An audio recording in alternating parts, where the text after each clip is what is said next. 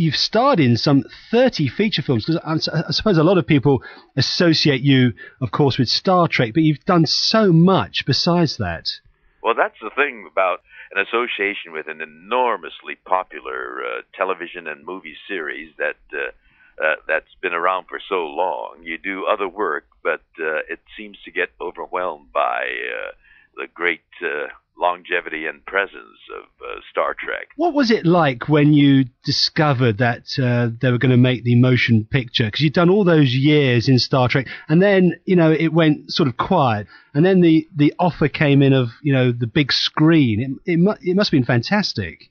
Well, actually, our ratings were very low when we were on television, despite the fact that we announced at the beginning of each episode that we were on a 5-year mission. Yes. Our 5-year mission was aborted after the 3rd year because of low rating.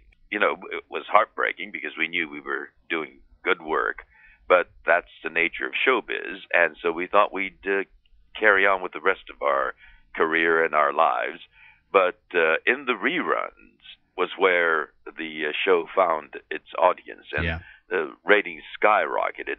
So as early as 1973, we started hearing rumors of the show being revived, and there were many, many false alarms like that. And so whenever Paramount would announce another possible resurrection of the series, we got a little jaded because Wolf had been called too often. And so finally, when they said that they were going to do this movie with a huge budget, we were a bit cynical until they announced that they signed Robert Wise, this legendary director of Hollywood fame.